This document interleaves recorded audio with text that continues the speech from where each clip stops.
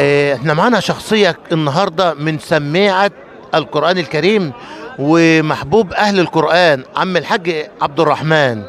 طبعا دي من الشخصيات المحبة لفقيد عائلات جمهورية مصر العربية. عمنا الشيخ السيد سيد سعيد، عم الحاج عبد الرحمن كان بيحب عم الشيخ السيد سيد سعيد. كلنا مواقف حصلت في العزاءات. بنمشي له بلاد عشان نسمع، وهو اللي علمنا ان احنا نسمع ونمشي وراه في كل مكان. وده علامة مميزة في العالم الإسلامي كله، مش عندنا بس أو في الدهلية، لا، في مصر وفي العالم الإسلامي كله.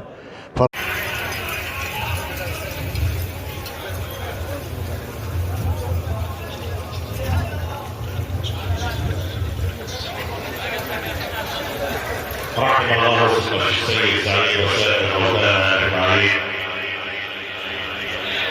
جميعنا جرحى لفراق هذا العالم، فقد هز الوجود وزلزل الوجدان. موقف مهيب تشيب له الولدان،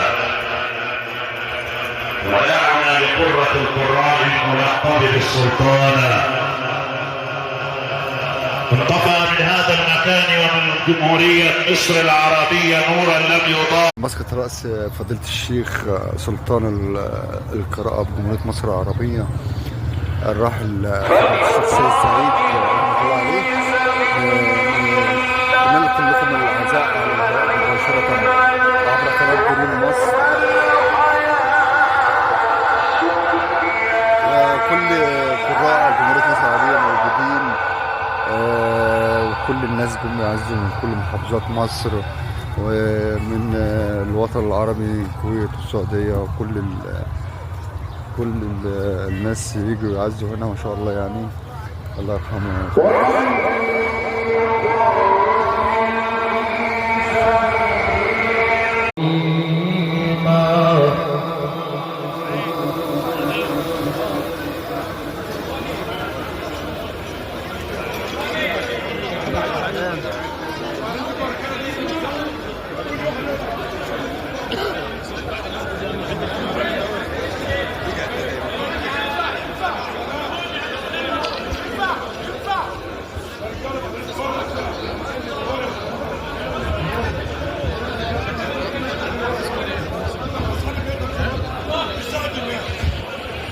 فلا وربك لا